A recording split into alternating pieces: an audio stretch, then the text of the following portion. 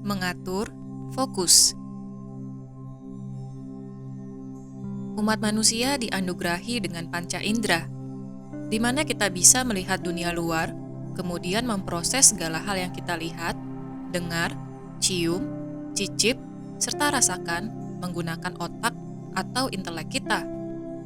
Ketika otak kita bekerja, maka citra atau gambar akan tercipta, di mana kita mulai menarik benang merah atau mengaitkan hal-hal yang kita lihat menggunakan panca indera dengan memori yang kita miliki. Memori yang dimaksud antara lain pengalaman masa lalu, trauma, dogma, doktrin, ajaran, kepercayaan, atau pemrograman lain yang tertanam di alam bawah sadar kita. Ketika hal ini terjadi, maka berbagai macam emosi akan timbul. Sebagai contoh, dapat kita lihat bersama pada video, yaitu studi kasus pengaturan fokus. Ilustrasi pada video menampilkan wanita A, B, dan C. Ketika wanita A melihat temannya, yaitu wanita C, mengenakan tas mewah, ia akan berpikir bahwa tas yang ia kenakan tidak semahal tas yang dimiliki wanita C. Maka, akan tercipta citra atau gambaran bahwa temannya gemar memamerkan kekayaan. Ketika gambaran-gambaran ini muncul di otak wanita A, ia akan merasa iri hingga kemarahan dalam dirinya. Kira-kira, apakah kemungkinan yang terjadi berikutnya? Wanita A kemudian akan mulai menggosipkan temannya yang membawa tas mewah ke teman-teman lainnya. Kali ini kita lihat bersama ilustrasi wanita B ketika melihat wanita C mengenakan tas mewah. Ia kemudian berpikir bahwa wanita C sudah bekerja begitu keras sehingga ia layak memiliki barang-barang dengan harga yang sepadan dengan kerja kerasnya. Citra atau gambaran yang muncul berikutnya di otak wanita B adalah ia harus fokus bekerja sehingga ia bisa memiliki barang-barang yang ia inginkan. Aksi berikutnya yang mungkin terjadi adalah wanita B akan giat belajar, mengembangkan diri, sehingga ia melakukan hal yang benar-benar ia sukai. Sehingga di kemudian hari, ia bisa memiliki barang yang ia butuhkan. Bagaimana respon dari wanita A dan B bisa berbeda ketika melihat hal yang sama? Hal ini terjadi karena fokus dari wanita A dan B memiliki perbedaan. Wanita A fokus kepada penampilan luar, sedangkan wanita B fokus kepada pengembangan diri. Inilah fenomena yang banyak terjadi di masyarakat kita, di mana banyak orang lebih fokus kepada dunia luar atau materi dibandingkan dengan dunia batin atau dunia dalam diri. Dapat kita lihat bersama pada video lingkaran yang menunjukkan berbagai macam distraksi dari dunia fisik atau dunia luar diri kita.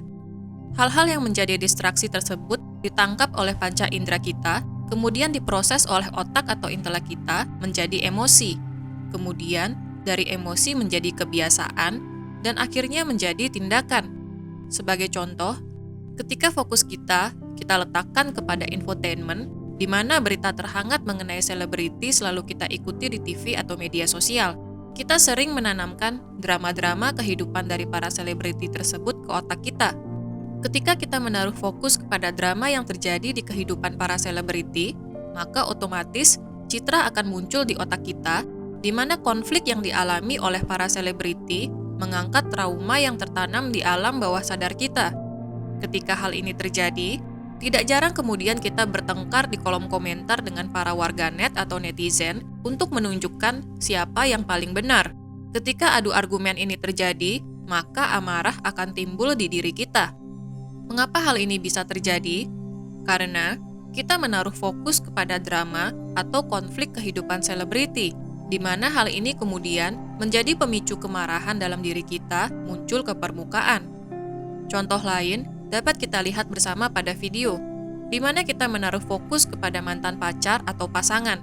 Ketika kita sudah mengakhiri hubungan, namun masih menaruh fokus kepada mantan, maka episode pertengkaran masa lalu kerap timbul, karena otak kita akan menarik benang merah atau korelasi terhadap hal-hal yang kita fokuskan. Ketika pertengkaran masa lalu dengan mantan muncul ke otak kita, maka kita akan mengingat perilaku atau perkataan yang menyakiti satu sama lain. Ketika hal ini terjadi, kita akan merasakan amarah ataupun kesedihan. Inilah siklus atau pola berulang yang banyak dialami oleh umat manusia, di mana kemudian dendam tidak dapat hilang namun terus menjadi pemicu hubungan yang tidak sehat walaupun pasangan silih berganti. Bagaimana kita bisa terbebas dari memori masa lalu, trauma, dendam, maupun emosi getaran rendah lainnya? Caranya adalah dengan mengatur kembali fokus. Ketika sebelumnya kita selalu fokus dengan dunia materi, fisik, atau dunia di luar diri kita, maka kita harus mengubah fokus ke dalam diri, di mana panca indera tidak lagi kita gunakan. Dapat kita lihat bersama pada video, lingkaran dengan banyak kegiatan yang dapat membantu kita melatih kepekaan akan dunia batin atau dunia dalam diri. Sebagai contoh, kegiatan menulis jurnal atau catatan harian. Kegiatan ini sangat membantu kita ketika kita memiliki banyak beban secara emosional, di mana ketika kita menulis jurnal, kita dapat menuangkan berbagai macam perasaan yang selama ini kita pendam atau bahkan lampiaskan kepada orang lain. Ketika kita selesai menulis jurnal, akan ada perasaan lega karena energi yang selama ini kita simpan di alam bawah sadar kita tertuang ke wujud materi atau fisik, yaitu ke bentuk tulisan. Ketika rasa lega ini timbul, maka sedikit demi sedikit kita bisa memaafkan diri kita, orang lain, maupun kejadian yang membuat emosi kita tidak stabil. Contoh kedua, menaruh fokus kita untuk bersyukur. Ketika kita menarik fokus kita dari dunia di luar diri dan memilih untuk bersyukur, maka kita akan berhenti membandingkan diri kita dengan orang lain. Emosi getaran rendah yang sering memicu kemarahan umat manusia adalah iri hati, di mana ketidakpuasan hadir akibat membanding-bandingkan atau memisahkan segala hal ke kotak-kotak dengan berbagai macam label atau kategori. Ketika kita mengatur fokus kita untuk bersyukur, maka kita akan merasakan kelimpahan dan anugerah dari Sang Pencipta. Kunci dari peningkatan kesadaran adalah bagaimana kita mengatur fokus, di mana setiap fokus yang hadir di otak kita sebenarnya adalah wujud dari energi. Pengaturan fokus artinya kita belajar memanipulasi energi.